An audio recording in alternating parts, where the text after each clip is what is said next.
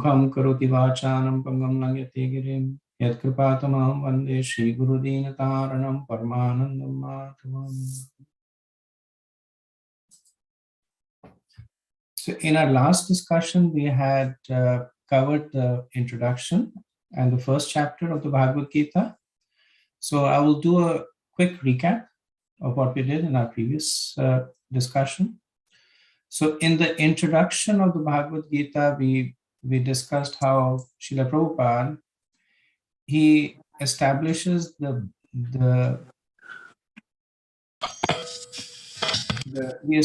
overarching basis of spirituality, and we correlated it to the teachings of Chaitanya Mahaprabhu given by Bhaktivinoda Thakur and Das Mool Tattva. And one of the points that Srila Prabhupada makes in the introduction that is very important is the qualification of one that one has to have to read the Bhagavad Gita.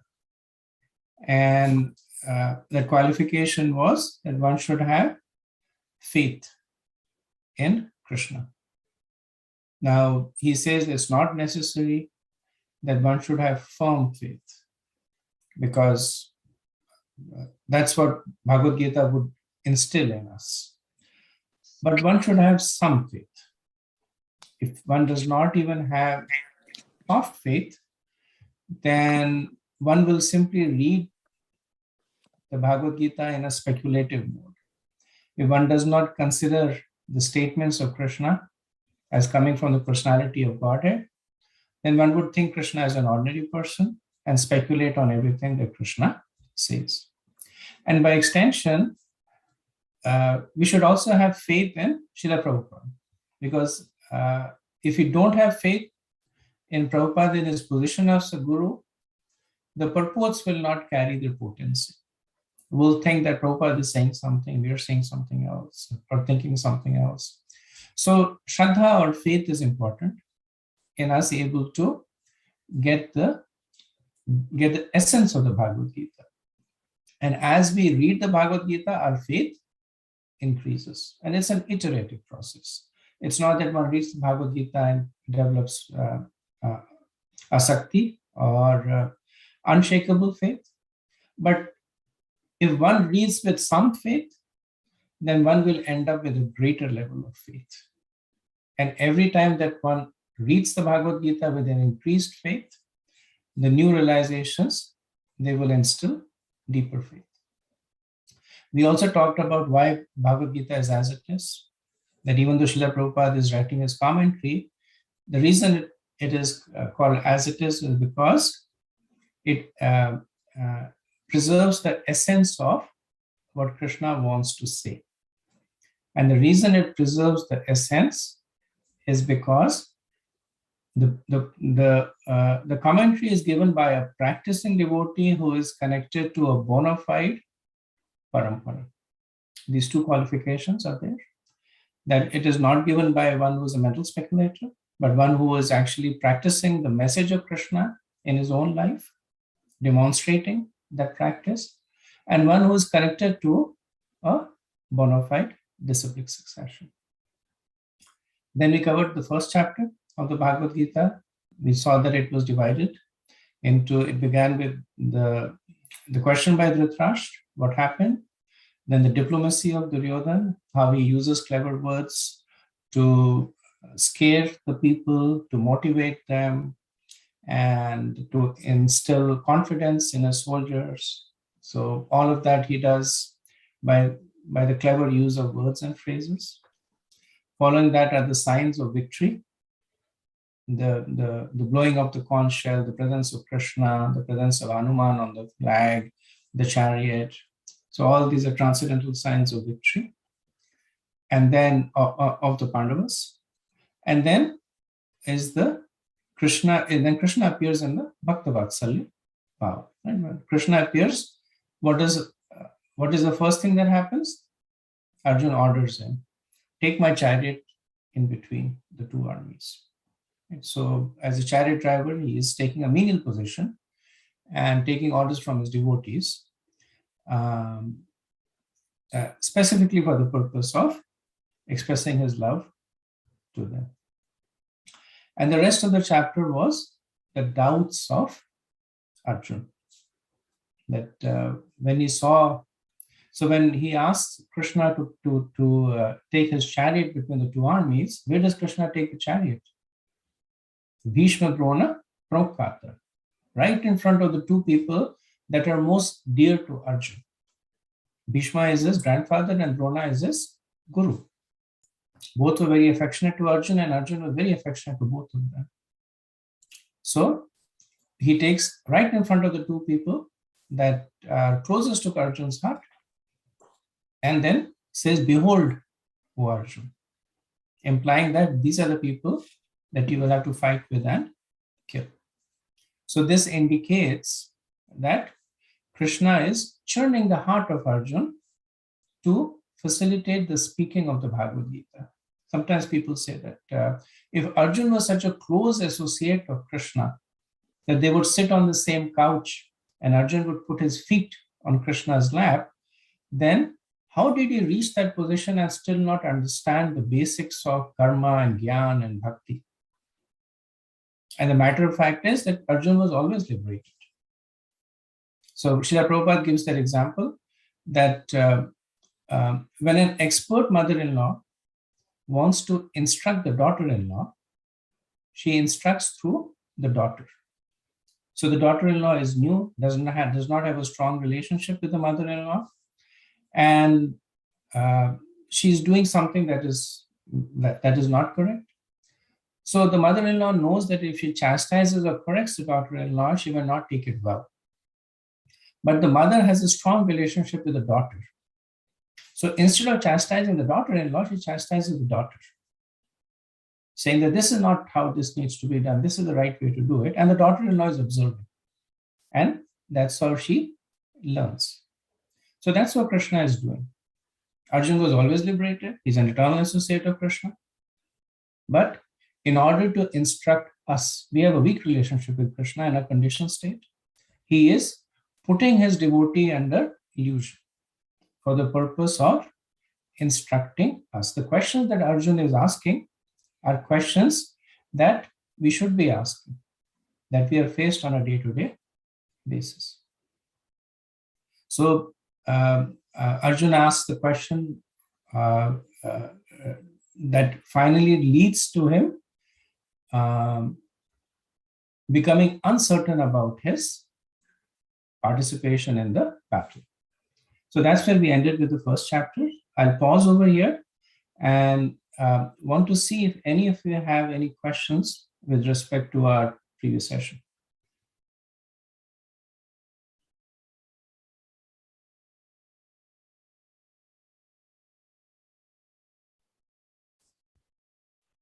Oh, I joined 2-3 minutes late. I was not sure whether the vows of Bhima was covered earlier. That was raised last week. I sent them in the WhatsApp. There is an indirect, I think in the 10th verse, the first chapter, Prabhupada writes that Duryodhana was aware that if anybody would kill him, it was Bhima. So it implies to the vow that that was taken by Bhima. And in the Mahabharata, there's a little bit more details given that when the disrobing of Draupadi happened, then Bhima took two vows at the time. One, he said that he would break the thigh of Duryodhana because Duryodhana had struck his thigh and asked Draupadi to come and sit on his thigh. And then he would uproot the arm of Dushasana and drink his blood, because with that arm, Dushasana had pulled Draupadi by the hair into the court, into the royal court, and insulted her. So these were the two vows. So they're not given in the Bhagavad-Gita purport. So it's more for our general interest. Okay, Rajiv Prabhu. Hare Krishna Prabhu. So in the list of questions that you have in that question bank. It's just the last question actually talks about progressive steps leading toward the destruction of dynasty.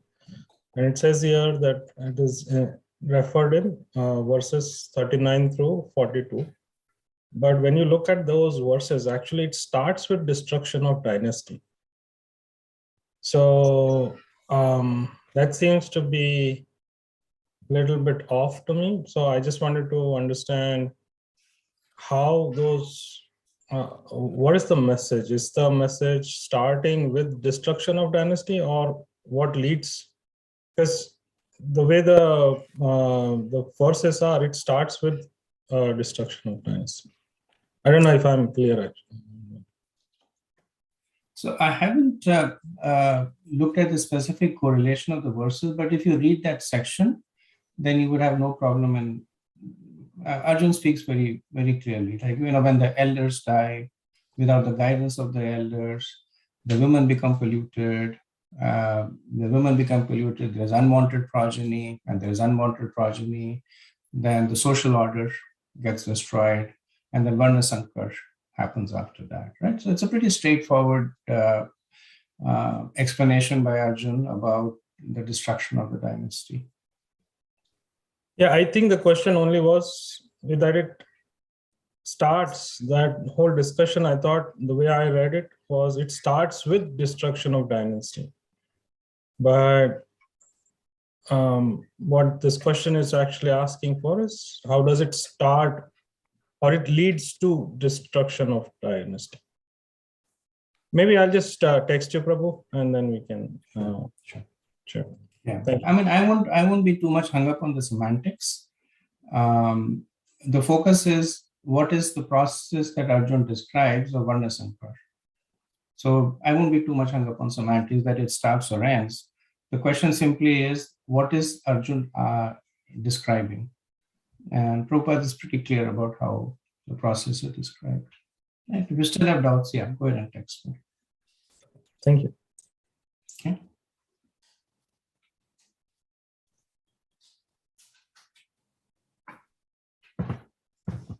Okay, so if there are no other questions, then I'm going to ask some questions, and I'd like you to raise your hand, respond, and would appreciate if the responses were under 60 seconds, just for the interest of time.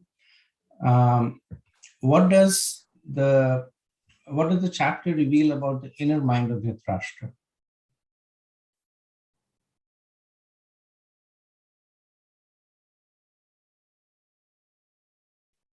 Where Rajiv Prabhu? That he was actually looking forward for the war and for the victory of his people, but he was fearful that because Krishna and Dharma was not on his kids' sides, they were going to get destroyed. Very good, thank you. So the word Dhritarashtra Dhrit means tenacious, and Rashtra means kingdom. So Dhritarashtra was very tenaciously wanting to hold on to the kingdom. And as Rajiv Prabhu has rightly said, that he wanted the war to happen because he wanted it to be decisively in his favor. And he was also concerned that Dharmashetra Kurukshetra, that those are the first two words he said, Dharmashetra Kurukshetra, Samveta Yudh Sabha, right? And Sanjay could have said that, what kind of a question is that? What are they doing? They have assembled there to fight. Obviously, they will fight. But Dhritarashtra was scared that because of the influence of Dharmashetra, they would be his sons who he knew were irreligious would not fight. So he was scared about the auspiciousness of the place, and also scared about the auspiciousness of the pious Pandavas and Krishna. Can somebody tell me one or two points about the diplomacy of Duryodhana?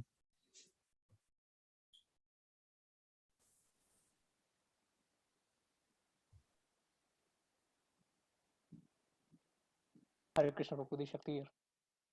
So first he praises Dronacharya. So Prabhu, one thing is that would help everybody is if you raise your hand. And Yeah, if you raise your hand, that would help everybody in curating the answers. Yeah, Shakti Prabhu, please go ahead. Yeah, number one, he praises Dronacharya first, where he says the arrangement of the army by his disciples. And second, he praises Bhishma without making Drona feel bad, like jealous. And he also praises the other fighters. He says like to help Bhishma in their own flanks. Very good. Thank you, Shakti Prabhu. And in the praising, he's also implicitly criticizing, because he's exploiting the enmity between Dronacharya and Drupad. So they both used to be friends when they were children, and later on they had a falling down. And Drupad's son Drishtadyumna was accepted by Drona as a teacher, as a disciple, and he was the commander-in-chief of the Pandavas' army. So that's why he says Tavishishya Dhimai, that your disciple. And he doesn't address him as Drishtadyumna, but as the son of Drupad.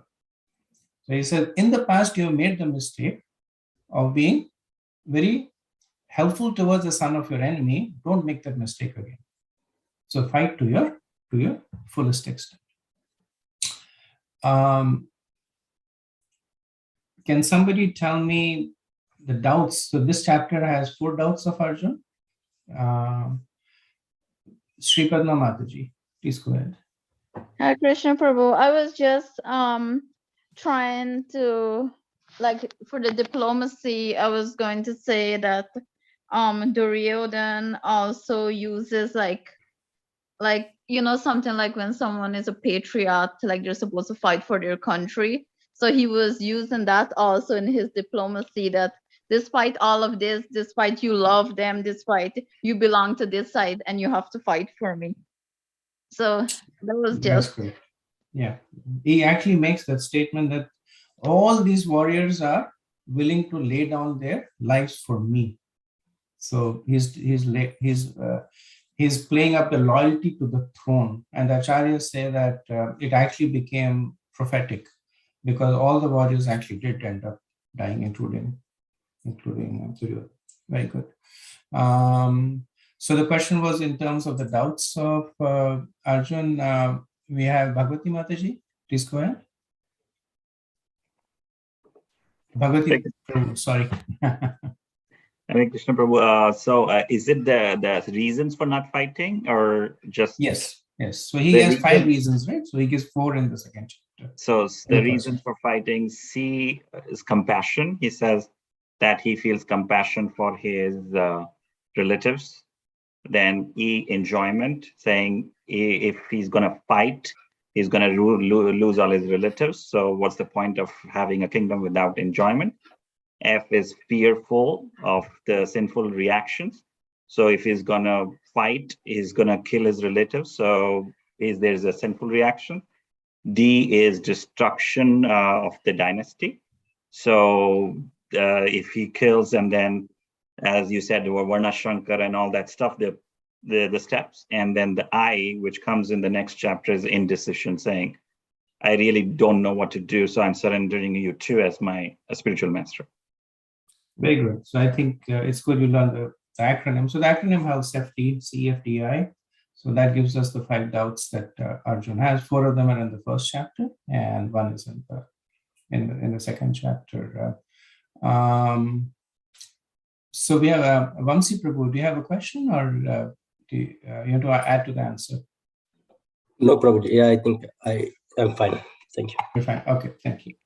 Okay, so we will begin with the second chapter. The second chapter of the Bhagavad-Gita is contents of the Gita summarized. It is the second longest chapter of the Bhagavad-Gita with 72 verses. The longest is the 18th chapter with 78 verses. And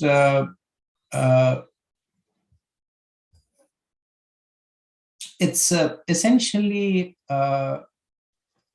Prabhupada calls it the table of contents of the Bhagavad-Gita.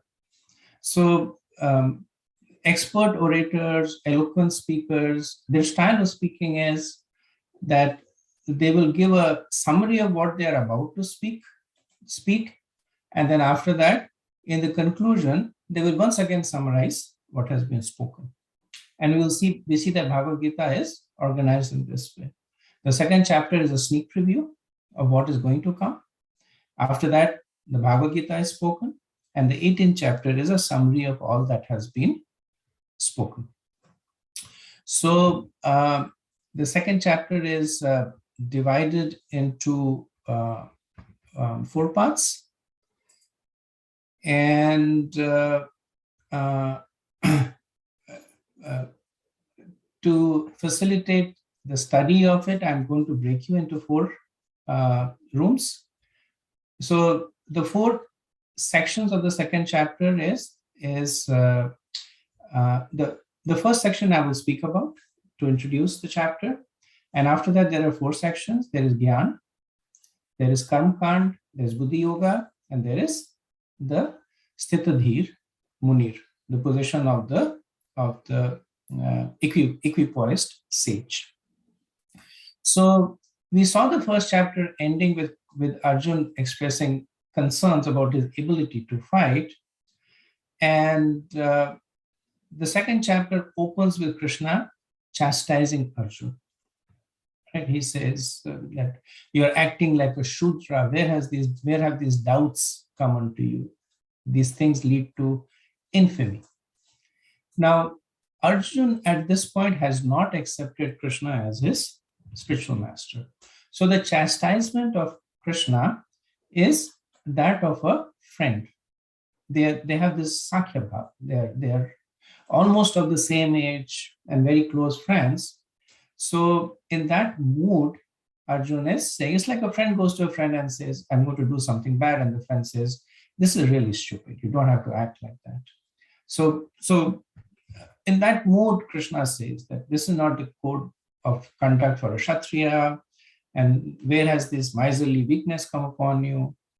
And then Arjun refutes that, saying that, how can I attack Bhishma and Drona when they are worthy of my worship?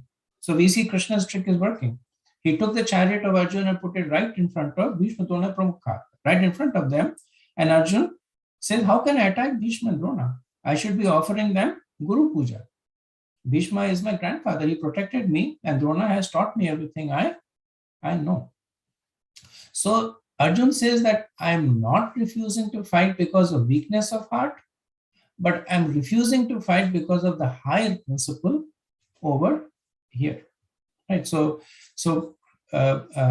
Krishna is speaking from the platform of Arthashastra, which says that if somebody attacks you, you have to protect yourself. If somebody steals from you, you should kill the person. Right? Prabhupada says that different 5 kinds of aggressors need to be killed.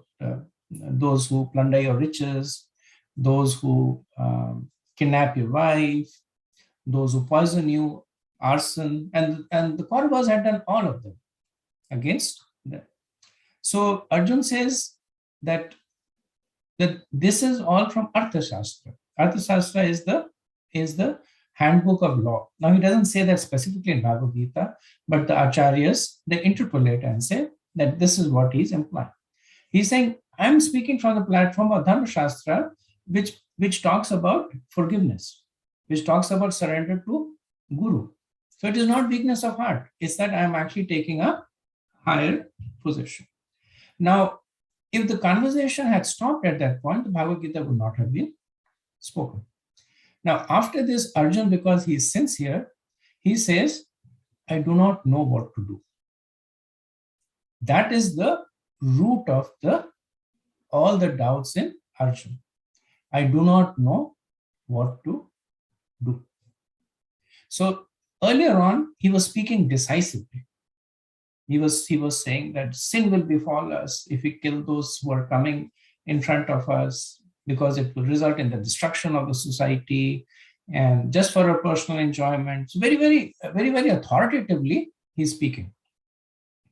And Krishna is standing and listening. Now Arjuna is being sincere. He's saying, I do not know, is it better for us to kill them or be killed by them? So the root of all the doubts that are there in Arjuna is, I do not know. The Bhagavad-Gita is a book of knowledge. It addresses the root of all the confusions in our mind. Once you know what to do, if you're sincere, you will do it. So the second thing that follows after Arjuna's admitting that I do not know what to do is he surrenders to Krishna. Karpanya dosha pata swabhava prachami bhavatam dharma samudya cheta. Right? He says that my miserly weakness has come over me because I do not know what to do, but I know what I should do, which is surrender unto you. Shadi ma tam prapanna. I completely surrender unto you. This is the path of spirituality. One is accepting that you do not know, and second is taking shelter of one who does know. Both needs to go hand in hand. If you simply think that you know everything, you'll never make progress. If you think you know everything but don't do anything about it, you will never make progress. If you think you don't know and you want to do something about it, but you surrender to the wrong person, you will not make progress. But Arjuna, he ticks all the boxes. He accepts the fact he does not know. He has a desire to know, and then he surrenders to the right person. So once Arjuna has surrendered to Krishna, the Bhagavad-Gita begins to be spoken from the 11th verse of the 2nd chapter. The other important point in the earlier section of the 2nd chapter is Srila Prabhupada noting that when Krishna speaks, Srila Vyasadeva or Sanjay says Shri Bhagavan Vacha. And in the purport, he writes extensively about why Krishna should be called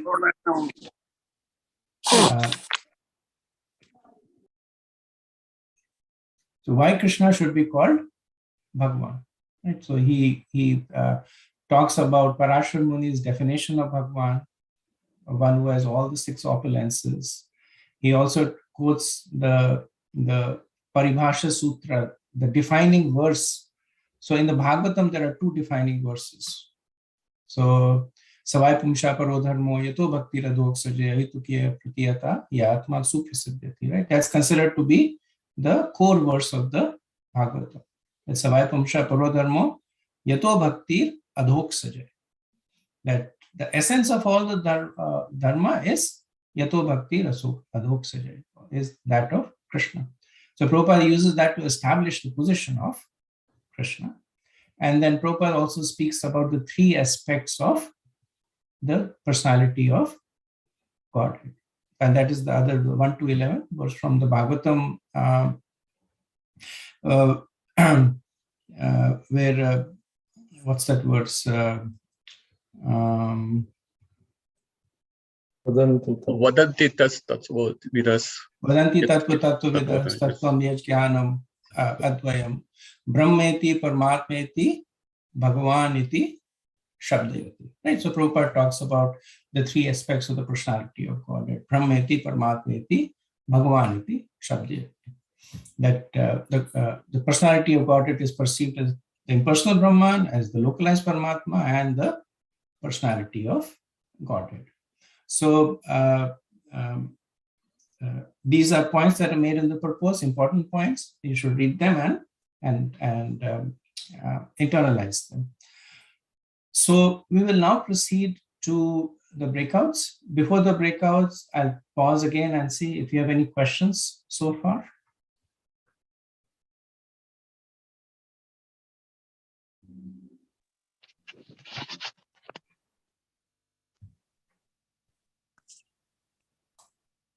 Okay, if not, I'm going to be putting in the chat.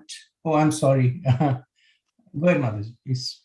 So I was looking and the slokas to memorize, and I see chapter 2 has 4. Do I have to memorize the Sanskrit, or is the English translation good enough for the test? And You have to memorize the Sanskrit. So you have to memorize writing the Sanskrit. You don't have to speak it, but writing the Sanskrit. One of the purposes of the Bhakti Shastri is for you to be able to speak about it, to preach. And Prabhupada made this point that speaking in Sanskrit makes the communication authoritative. Like, you know, when you quote verse and say it in Sanskrit, right? And then you translate it. The other person understands that you are quoting from the scriptures and not just saying. So, you know, there's a joke like this: Bhagavad-Gita as it is and the Bhagavad-Gita as I want it. And there are people who basically, you know, they have a little bit of knowledge of Bhagavad-Gita and they'll say anything that they want is, you know, Bhagavad-Gita as I want it. So this process is just helping us develop a closer relationship with the Bhagavad-Gita. You know, you read the verse, you memorize it, it comes and sits in your heart. Thank you, Prabhu. Sure. Okay, so I'm going to put in the chat the topics for the 4 breakout rooms. So for the first is Gyan, which is verses 11 to 30. This is essentially the opening statements of the Bhagavad-Gita.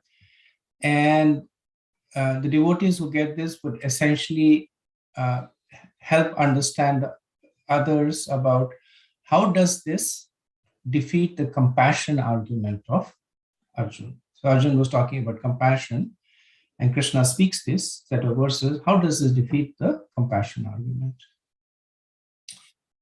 Second set of verses from 31 to 37, they're about Karma Kand.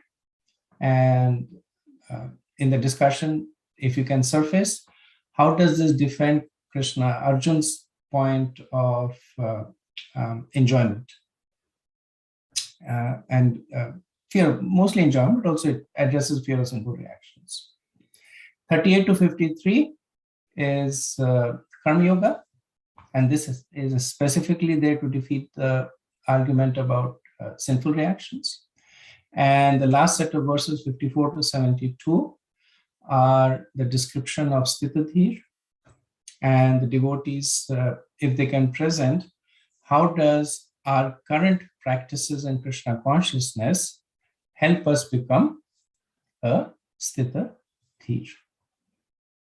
Okay, so I will also be, once I divide the rooms, I will also be spending some time in each of the rooms. So if you have any further clarifications, I can do that. But if anybody has any questions now, can go ahead and so Shri Padma, I'm guessing your hand is raised from the previous question. Actually, it's from the previous question, but I was just looking. What is Sthitadhir Muni?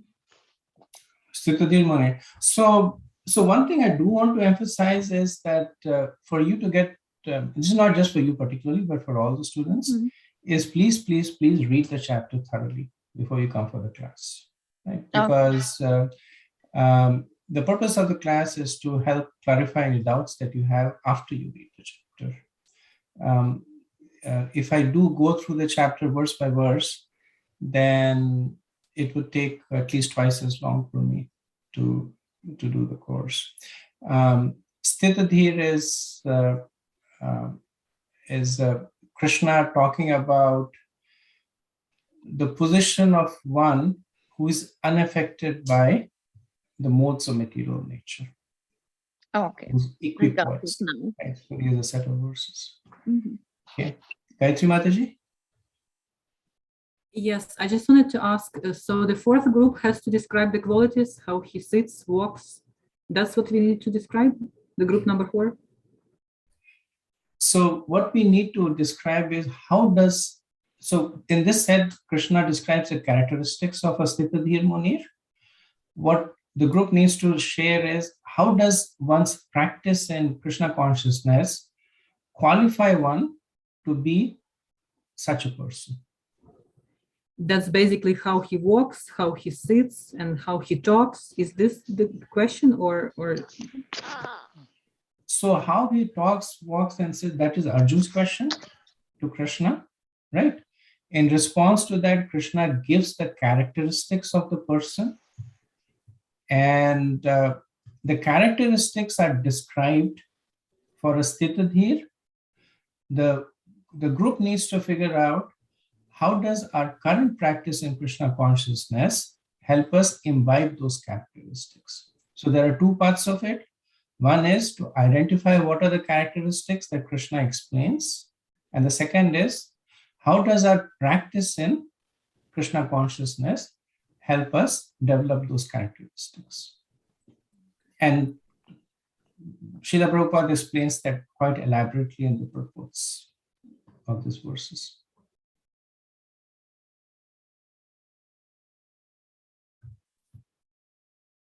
Okay, so without further ado, 10 people sign automatically.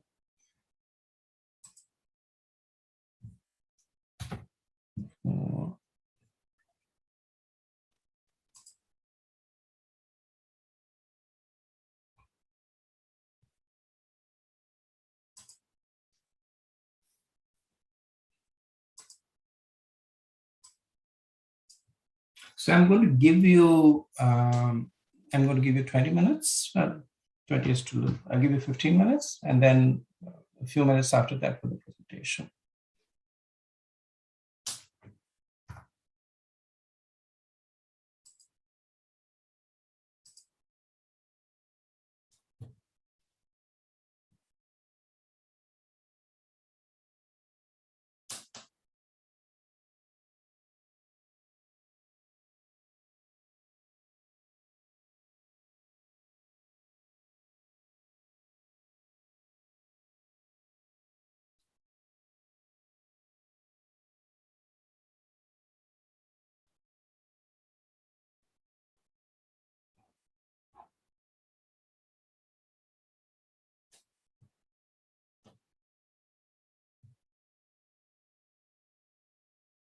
Chaitanya Prabhu, you did not get assigned?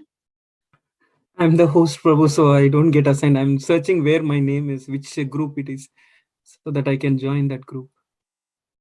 Oh, okay. I think I'll join any one of them because it doesn't seem to be having my name in the list. Oh, maybe I don't know because, if it's because I'm the host or I don't know. Yeah. Pick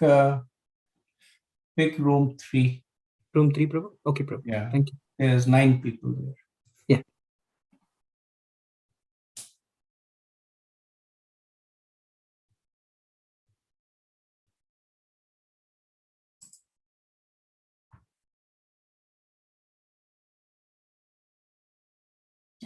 Rajkumar Prabhu, you did not get assigned a room?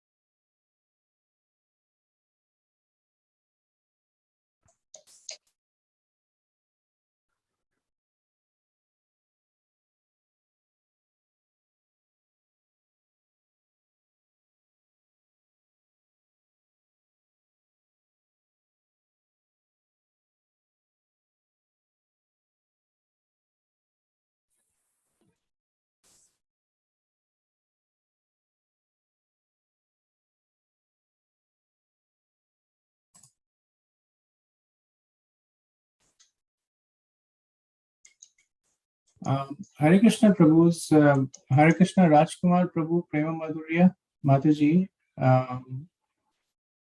Are you there? Yes, Prabhu, Hare Krishna, pranams. I actually had some online problems, which I just kind of got back. I think I'm disconnected from the group. I was assigned group 2. To group 2. Let me put you back. Yes, to group Prabhu. 2. Thank you, Hare Krishna. Sure. Rajkumar Prabhu, are you there?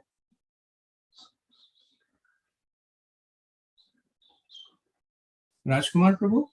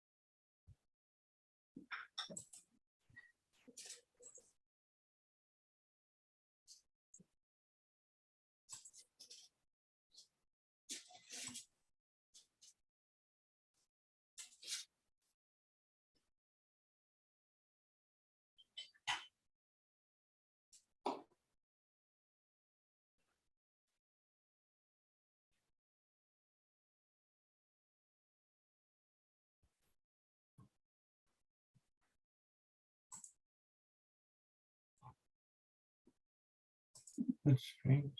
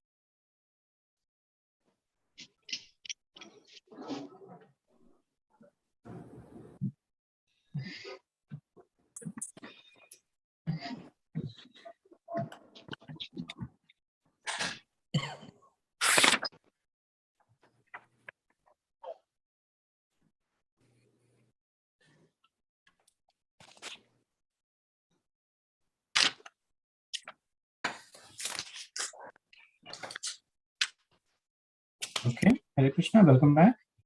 So we will have room number 1 present their discussion, and the other 3 rooms we will do it next week. This is a big chapter, important, so we'll take a class and a half to finish it. So room number 1, if the spokesperson could take control and present to the group. Hare Krishna. So the room number 1, the topic was Jnana, defeating the compassion argument of Arjuna by Krishna. So we discussed so many wonderful points. I'm just putting it on behalf of everyone. So first, it's the misplaced compassion of Arjuna. Arjuna was associating with his body, and that's how his intelligence, the intelligence of the soul was covered, that he was thinking from the body and not from the soul. So Krishna's fundamentally explaining, starting this Bhagavad-Gita from that knowledge that this body is a temporary vessel, whereas soul is always been there, past, present, and future. So this misplaced compassion is due to this forgetfulness of the identity of soul. Krishna's clearing that point. And he also says violence in this battlefield under my instruction doesn't incur sinful reaction. Because this is a righteous way of righteous duty of a Kshatriya, and you should engage in this war field.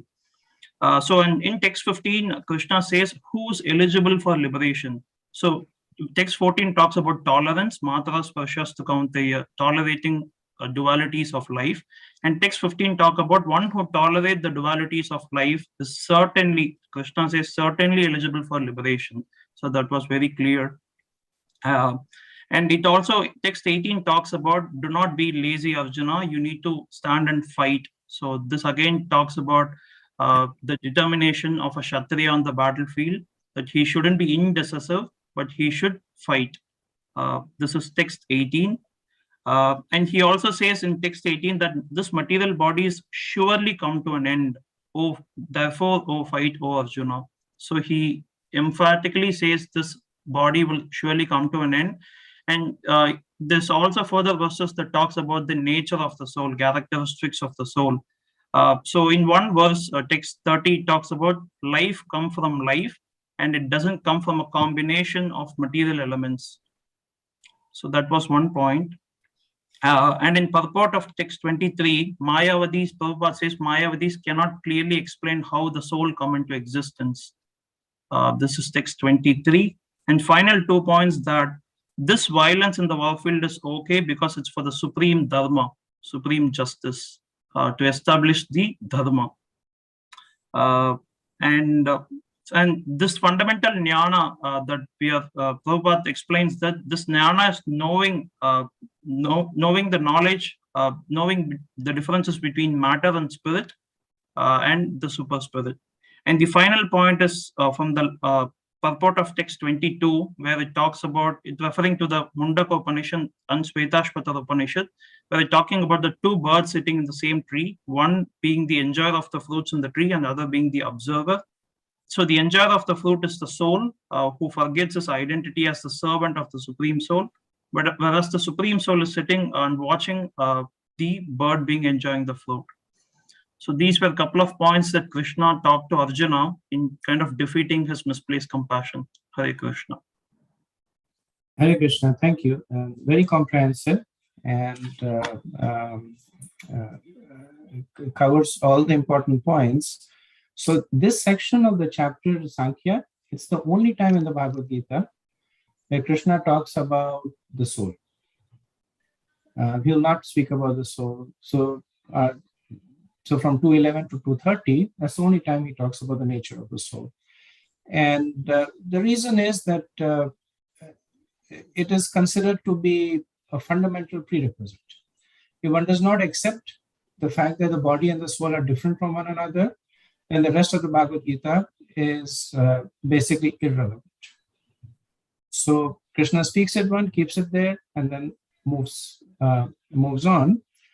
And as Prabhu shared, that there's a systematic back and forth that is going on. So I will share my screen. And as I mentioned, that this I will also send to you. So there is something that is known as, Vishwanath Chakravarti does a lot of it. It's called imputed conversation. That he says that Krishna speaks because Arjun may ask this question, right? So let's go over to the conversation that Krishna and Arjun are having in this first part, the Sankhya. That Krishna, when Arjun says that I would be killing Bhishma, Drona, and the others, Krishna says that the individuality is never lost. So there is no lamentation for death. So 212 is a famous verse, Natvayam Jatunasham, Natva Nema Janadipa, which is actually also used to defeat impersonalism, where Krishna says that me, you, and the king, we were distinct, we are distinct now, and we will be eternally distinct in the future. So the Mayavadi conception is that when you receive when you become liberated, you merge into the Brahman. This verse defeats the basis of Mayavadi. The very first verse that Krishna speaks, second actually, defeats the Mayavadi notion. So when Krishna says that because the soul is eternal, there's no need to lament, Arjun might say that, fine, I accept that the soul is eternal, but there is a change of the body. That should be the cause of lamentation. So Bhishma's body will take soul will take some other body. So Krishna refused that by saying in the 13th verse that the body is always changing. From boyhood to youth to old age, it's always changing. So if you're not lamenting that, then why are you lamenting the change of the body at the time of death? And then Arjun may say that, but Krishna, we do lament. When a person gets old, the person does lament that my body is getting weak, it is getting diseased. And then Krishna says that, okay, I accept. But then if you're concerned about Bhishma and Drona, they already have old bodies, which means that they are lamenting for their old body. And when they get a new body, it will be a youthful body. So there is no reason for you to be regretful about it. You're actually doing them a service. So Arjun might then say or think that it is through the body that one is attached to one's relatives. It is through Bhishma's body that I am related to him as his grandson. So if the body goes away, there will be still cause of lamentation. And Krishna says, yes, there will be, but you should learn to tolerate it. Right? So he gets Arjun to the point of tolerance, that the material world is a place of lamentation. If you're in the material world, you're already tolerating so many adversities. So learn to tolerate this. And Krishna, he says that this is the vision of those who have seen the truth. And if Arjun is not able to see that vision, then he is in a position that needs to be rectified. Now, Arjun may further talk about the fact that maybe I'm not worried about the change of body, but there is still violence that I am doing. And then in the rest of the verses, Krishna talks about the fact that the soul is indestructible and the body is always destructible. So Krishna says all the weapons that you have, whether they are wind or fire or water, they cannot destroy the soul. Right? He said the soul cannot be cut, cannot be burnt, cannot be dried, because these are the kinds of weapons that Arjuna has. So with all your weapons, you cannot harm the soul. And without even a single weapon, the body is always deteriorating. That's the nature of the material body. That even if you do not kill Bhishma and Drona, they will still die. And even if you kill Bhishma and Drona, their souls will never die. So why are you lamenting for a change of dress? So in this way, Krishna systematically dismantles Arjun's argument. Now in 226, he makes a point which points to the atheists. Krishna says that if you do not accept the presence of a soul in the body, then essentially the body is, Prabhupada says, a bag of chemicals. So why do you have to lament for a bag of chemicals getting dissolved? And he just speaks this and moves on. So he makes this statement. He does not elaborate on it, but he just makes it for the sake of completing the argument.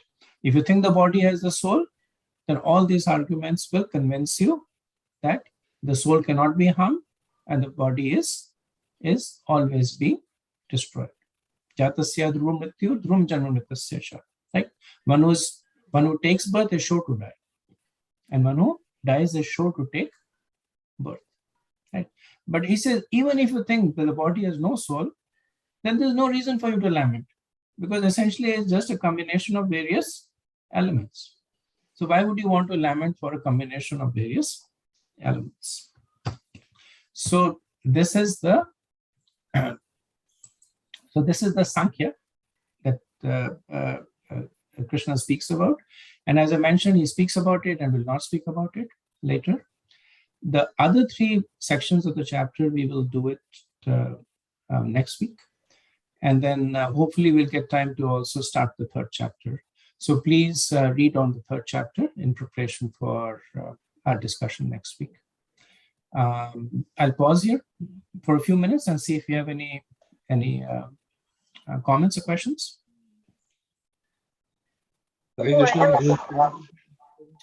If you can raise your hands.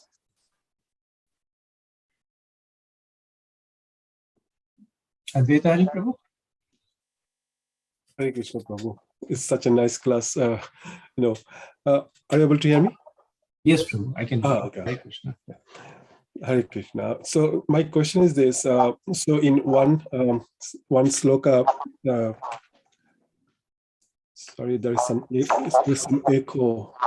Probably if somebody is not speaking, they can just mute themselves. Yeah. So question is basically, Krishna is saying in one verse that there was never a time when our souls did not exist, or there is never going to be a time when that our souls are not going to be existing. So basically, the individuality concept. So my question is, like, if there is the situation where so we have been existing all the time, sometimes we get confused, like there is also a creation. So how do we reconcile the fact that we get created or we do not get created? Do we really exist forever and ever? And what is the situation here, basically?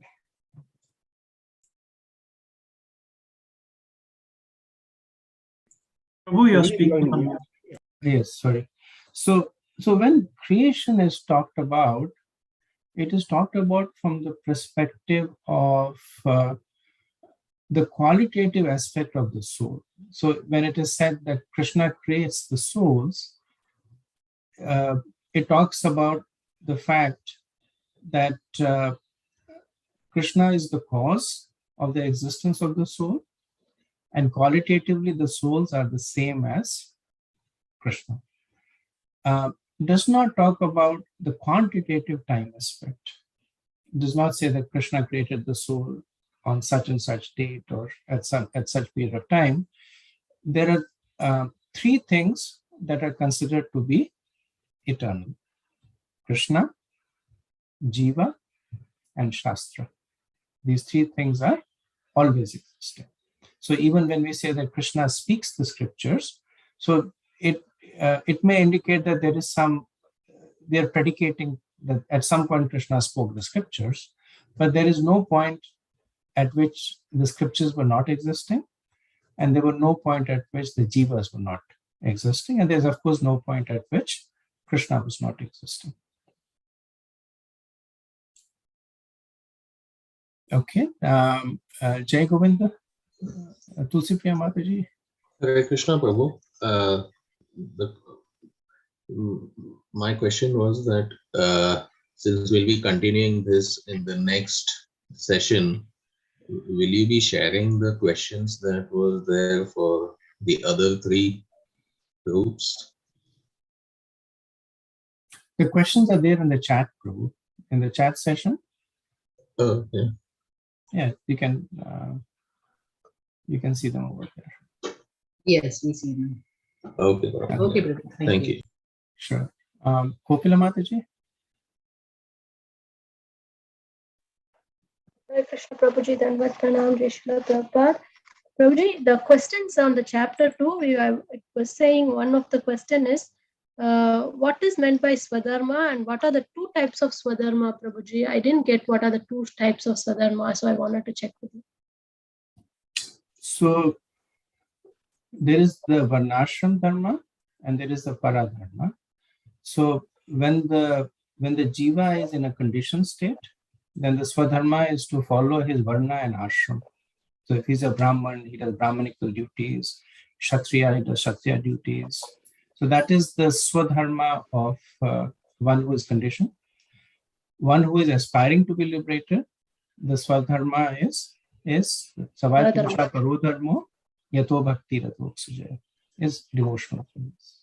Oh, got it, Prabhu. So I was thinking Paradharma, but when it says Swadharma, so I was confused. Right. Prabhupada actually explains that in the purport. He says Swadharma then means it is Paradharma at that point. Also, Prabhu, the 33rd question, it says in 2.72, Brahma Nirvanam Rakshati. Is it liberation or Samadhi, Prabhu? Brahma Nirvana. So liberation is a very context-sensitive word, Mataji. So for a devotee, liberation is getting service of Krishna. For an impersonalized, liberation is entering into the Brahman. So when you see the word mukti, or when you see the word nivrate, very important to see what the context is. Liberation also is going to heavenly planets, being liberated from earthly existence, right? So it's one of those words that can mean many things, but you have to see the preceding and following text to understand what context it is being spoken. Got it, Prabhu. Thank you so much. Thank you, Mataji. Radha Gopinath, Prabhu. Hare Krishna, Prabhu. Please accept my humble obeisances, Prabhu. Prabhupada. So, Prabhu, with respect to, although we talk about body being temporary and soul being permanent, and destruction of body is going to happen, and but with time and circumstances today, how is this relevant to us?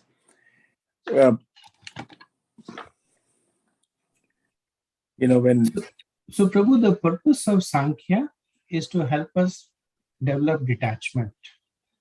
Right? So, whether it's in contemporary situations or historical situations, the purpose remains the same. Sankhya is like a sword. Right. It cuts. And when one reads verses like this, then one reflects and says, yes, I have seen my own body change, but I have not changed. I see my own body becoming gradually weaker, and inevitably there will be death. So these kinds of instructions are there to cut the hard knot of material attachment that a conditioned soul has. And Krishna, he does both. Right? He cuts our knot of material attachment and he builds a knot of spiritual attachment. Right? So he also talks about the sweetness of spirituality. Right now, so it's like if a person is blindfolded, you can show the person all the kinds of paintings and wonderful scenery. It's not going to make any difference. So Krishna is untying the blindfold, and then he will begin to describe the beautiful scenery that is in store for us, right? So this Sankhya is essentially that stage. Okay. Rajiv Prabhu? Hare Krishna, Prabhu. Please accept my humble obeisances. So in the first question, I think you mentioned about Krishna, Jiva, and Shastra being all eternal. So I guess I used to always think of Krishna as unborn. But so I think what you're also alluding to is we are also, like the Jivas are also unborn. Is that correct? That is correct. But we never refer out like the souls, like Aja is like one of the names of Krishna, right? But it's not necessarily, so as Jivas also can be considered as Aja then. Jivas can also. If you read the purport of 212, and I would say read it at least 2 times, then Srila Prabhupada brilliantly explains how qualitatively the soul and Krishna are the same. We are the same. Krishna is unborn, we are unborn. Krishna is Sachidanand Vigraha, we are Sachidanand Vigraha. No difference. The only difference is that Krishna is Vibhu, we are Anu. Krishna is infinite, we are infinite. Krishna is, so that famous was Nitya Nityanam Chetnas Chetnanam Eko Bahunam Yo Vidate Kam. So amongst all the eternals, like Nitya Nityanams, there is one eternal. It does not say one is non-eternal, one is eternal. Nitya Nityanams Chetanas Chetanams. Krishna is conscious, we are conscious. So same quality. The only difference is Eko Bahunam Yo Vidate Kam. One person is fulfilling the desires of everybody else. That's the difference. If Krishna is Swarat, he is independent, we are fully dependent. That's the difference. When we understand the difference, we will render service to Krishna. Thank you. Okay. So we'll take one more question and then end for the day. Gayatri Mataji. Hare Krishna. So sometimes when we say English word soul in Sanskrit, sometimes we refer to Jiva and sometimes to Atma. So I wanted to ask you, are these 2 words, are they identical? Are they synonyms, or is one somewhat different from another? It's a good question. I haven't, nobody has asked me that question. Let me think about it a little bit. I'll answer it perhaps the next time we meet, or maybe I'll put it in the WhatsApp. Thank you so much. Thank you.